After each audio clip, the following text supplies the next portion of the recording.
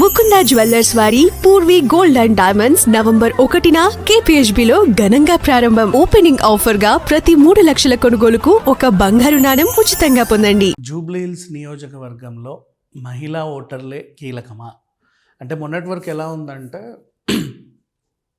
యూత్ని అట్రాక్ట్ చేయడానికి కొంతమంది, ముస్లిం ఓటర్లను అట్రాక్ట్ చేయడానికి కొంతమంది, లేదు కొంచెం లైక్ ఈ కుల సంఘాలు ఆ కుల సంఘాలు ఇవన్నిటిని పక్కన పెట్టేసి ఇప్పుడు లాస్ట్ మహిళా సంఘాల దగ్గరకు వచ్చారు.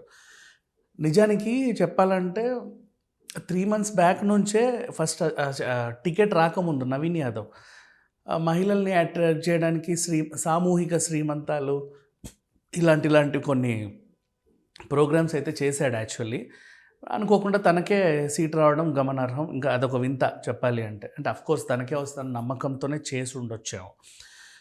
అంటే ఇంకో బీఆర్ఎస్లో మహిళే నిలబడింది కాబట్టి మహిళల్ని అట్రాక్ట్ చేయడానికి చాలా చాలా తాపత్రయపడుతున్నారు చాలామంది. అంటే వీళ్ళకి కుక్కర్లు గిఫ్ట్లు ఇవ్వడం, లేకపోతే మహిళా సంఘ నేతలందరినీ తీసుకొచ్చి రకరకాల హామీలు ఇవ్వడం, ఇంకేవేవో డిపెండ్స్ సార్. బట్ ఇవన్నీ ఒక ఎత్తు అయితే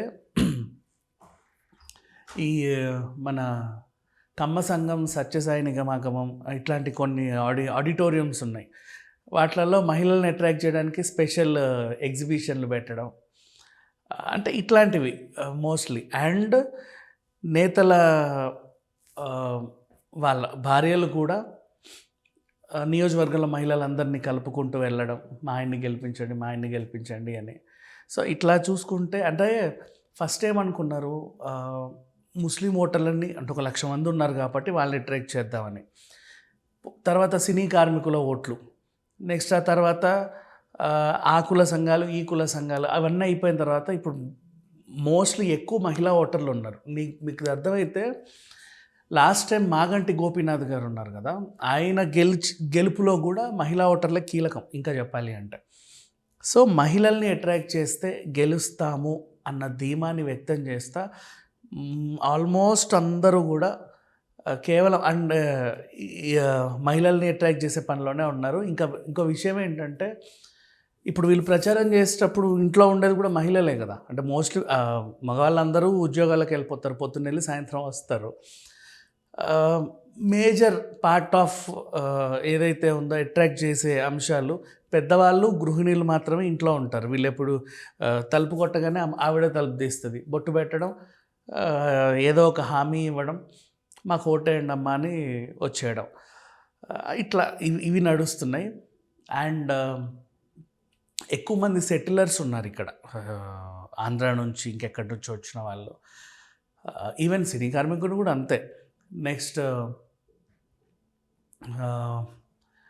పెద్దవాళ్ళు లైక్ 60-70 దాటిన వీళ్ళని అట్రాక్ట్ చేయడానికి ఆల్మోస్ట్ తాపత్రయపడుతున్నారు. ఫ్రెష్ ఓటర్లు కూడా ఆల్మోస్ట్ ఒక 30,000 మంది వచ్చారు ఈ సంవత్సరం. అంటే పోయినసారి నుంచి అంటే ఇప్పుడే మేజర్ అయ్యి ఓటుకి సిద్ధంగా ఉన్నవాళ్ళు, వాళ్ళకా ఏం తెలీదు ఎవరిని గెలిపించాలి ఏంటిది. ఇంట్లో పెద్దవాళ్ళు ఏం చేయమంటే అది చేస్తారు. సో ఆ పెద్దవాళ్ళని అట్రాక్ట్ చేసే దిశలో వీళ్ళు ఉన్నారు. ఓవరాల్గా చెప్పాలంటే జూబ్లీహిల్స్ ఎన్నికల్లో మహిళా ఓటర్లే కీలకం, ఆమె కీలకం. ఎవరు గెలవాలన్నా ఎవరు ఓడాలన్నా వీళ్ళ చేతుల్లోనే చక్రం ఉంది అని చెప్పేసి బోల్డ్ అని వార్తలు వస్తున్నాయి. ఇప్పుడు అందరూ కూడా ఆల్మోస్ట్ మహిళల్ని మాత్రమే అడ్డు పెట్టుకొని ఏదో రకంగా ముందుకు సాగాలని చూస్తున్నారు. మరి ఈ మహిళా ఓటర్లు కీలకమున్న ఈ టైంలో మహిళే గెలుస్తుందా, లేకపోతే మా ఆయన్ని గెలిపించండి అని తిరిగే మహిళలు గెలుస్తారా చూద్దాం. Thank you so much.